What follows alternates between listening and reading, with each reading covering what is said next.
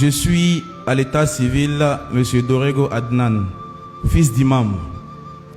Et je suis ici pour rendre mon témoignage, pour dire comment et pourquoi je suis devenu chrétien. Et il faut dire que mon père s'appelait El Hadj Dorego Sharafadine. Il était dans la commune de Pobwe, imam, prédicateur, et souvent ses messages passaient à la radio Al-Bayan. Voici comment les choses se sont passées. Mon père avait au sein même de chez lui dans la cour une école coranique. Et c'est ainsi que les jours où on ne partait pas à l'école française, on faisait les écoles coraniques. On a appris à lire en arabe, appris le Coran. Il faut dire pour les musulmans, ils savent ce qu'on dit. Quelqu'un qui a dit Coran, c'est quelqu'un qui a lu, qui a compris et qui a fini le Coran. Et à la fin, on lui donne un diplôme. Et moi, je suis passé par là, dans les débuts. Ceci étant, quand j'ai commencé à grandir, par mon travail, je fréquentais certaines personnes, certains amis et certains collègues. Arrivé un moment, il faut dire que au début, je priais à chaque fois. Je faisais les 5 prières de la journée. Pendant le mois de Ramadan, je jeûnais pendant tout le mois de Ramadan. Je faisais la zakat. Je faisais en tout cas tout ce qui était recommandé selon l'islam. Et arrivé un moment, il faut dire que j'ai commencé à délaisser la chose. C'est-à-dire l'amour de la prière a commencé à s'éloigner de moi. Les frères musulmans, j'ai commencé un peu à m'éloigner d'eux. Et c'est en cela que j'ai déménagé de la maison familiale à cause de mon boulot. Donc j'ai commencé à fréquenter les frères, fréquenter aussi des collègues, des cousins, certains chrétiens, certains musulmans. Et la plupart, certains me disaient que toi, un jour, tu vas devenir chrétien. Je dis non, moi, comment je vais devenir chrétien? Parce que quand on était musulman, on pensait que tous ceux qui étaient chrétiens étaient dans le noir. Or pourtant, c'était le contraire. Et voici arrivé un moment, souvent je vais à la mosquée, souvent je ne vais pas à la mosquée. Pendant le mois de Ramadan, souvent je peux jeûner 10 jours. Arrivé un moment, souvent je jeûne 2 jours, 1 jour, jusqu'à ce que j'arrête complètement de jeûner. Arrivé un moment, j'ai arrêté complètement d'aller à la mosquée. Moi qui avant, qui priais, qui faisais les 5 prières, moi qui avant, le jour de vendredi, je ne manquais jamais au Juma. C'est moi maintenant, j'ai arrêté pratiquement à ne plus fréquenter la religion musulmane. Et c'est ainsi que un cousin me disait un jour que toi, tous les jours, je t'ai dit, tu vas devenir chrétien. Et comme il avait l'habitude de me dire ça, moi je lui ai dit, moi chrétien, c'est impossible. Que bon, ok, c'est simple. Si moi je dois accepter le Seigneur Jésus, faudrait que il arrive une situation. Et dans cette situation, l'argent ne peut pas me faire sortir de là. Ni mon père, ni ma mère, excusez-moi, ne pourront pas me faire sortir de cela. Ni même les grands moyens financiers. Mais dans cette situation-là, il faudrait que ce soit ton Jésus seul qui puisse me faire sortir. Si cette situation arrive là, moi je vais devenir chrétien. Je lui ai dit ça comme ça. Déjà, il ne fallait pas que je le dise. Déjà, c'est ce que le Seigneur Jésus l'aime même.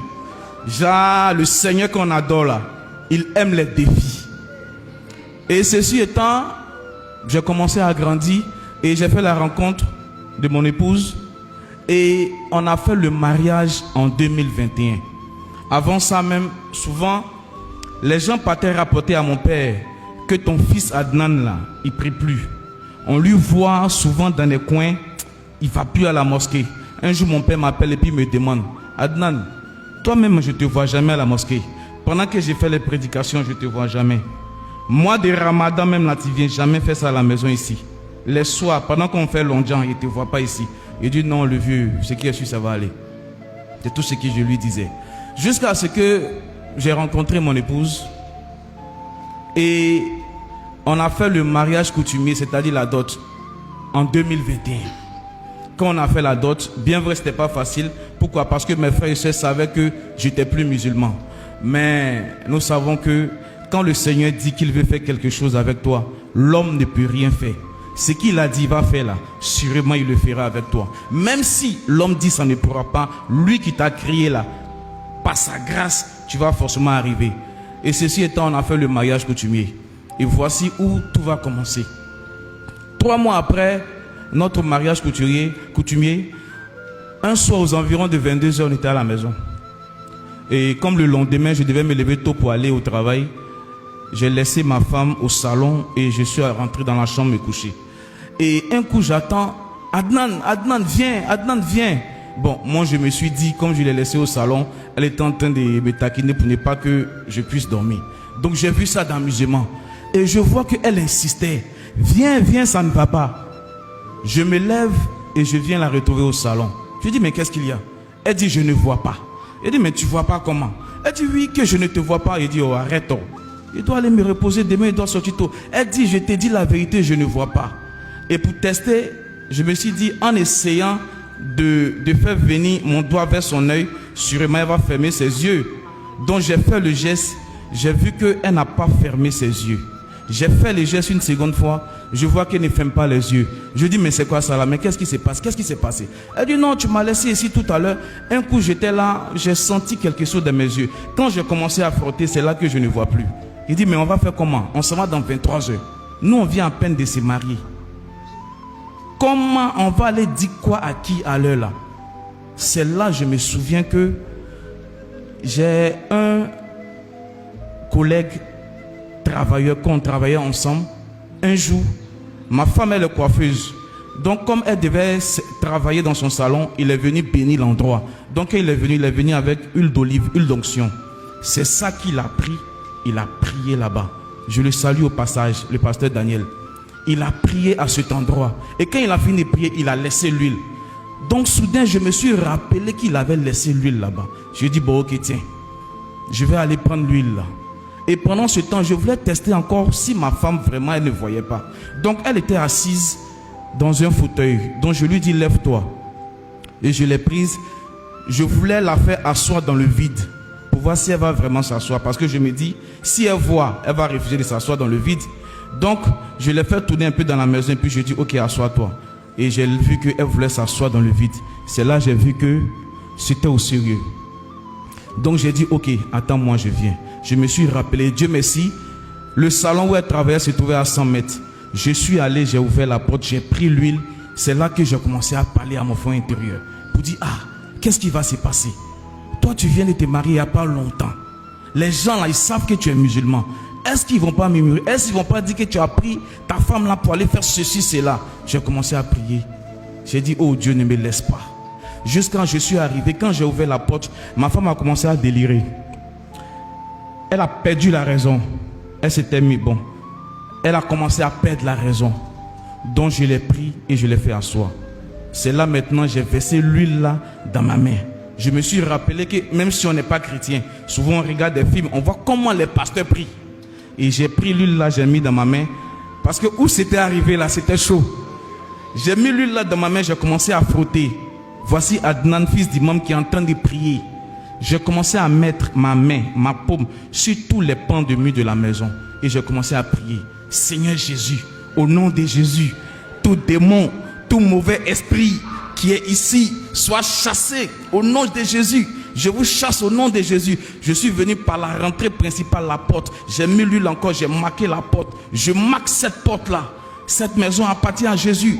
Tout démon, tout esprit mauvais soit chassé au nom de Jésus. Et quand j'ai fini, ma femme était assise. Je suis allé auprès d'elle, je me suis mis à genoux.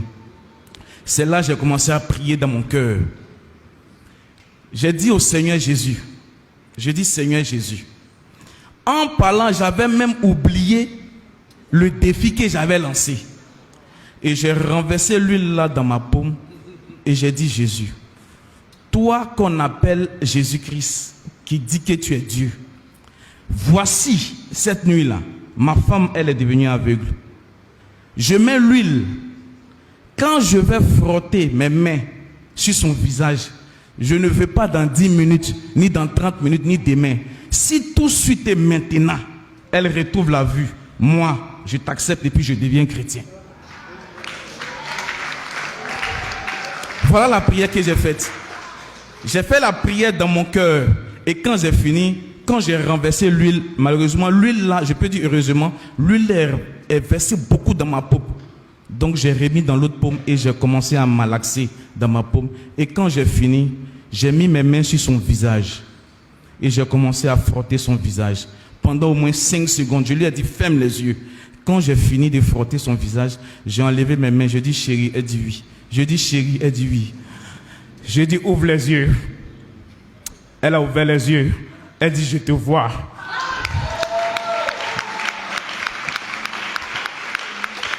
Je dis, ça c'est combien? Elle dit, c'est 3. Je dis, ça c'est combien? Elle dit, c'est 5. Donc j'essaie encore de taper pour voir et elle ferme les yeux. C'est là que j'ai vu que le Seigneur Jésus-Christ, il est le véritable Dieu. Et après cela, il faut dire que la nuit, on n'a pas dormi. Jusqu'au lendemain, je l'ai appelé. J'ai dit, chérie Coco, hier là, pendant qu'il s'était gâté là, moi j'ai fait une prière. J'ai dit à Jésus que si tu recouvres la vue, quand je vais mettre ma main sur ton visage là, moi je deviens chrétien.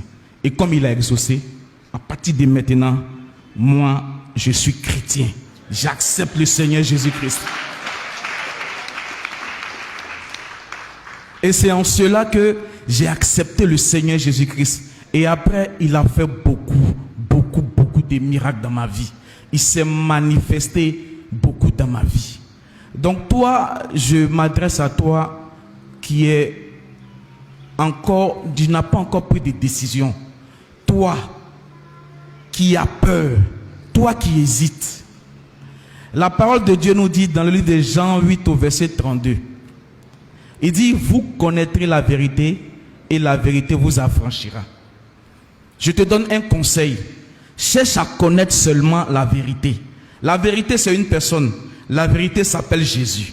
Moi, j'ai dit, je veux le connaître et je l'ai lancé un défi. Et il m'a affranchi. Toi aussi, prends une résolution où tu es assis. Quel que soit ce que tu es en train de faire. Dis seulement, Seigneur Jésus, je veux te connaître. C'est tout ce que tu dois dire. Si tu veux, lance-le un défi.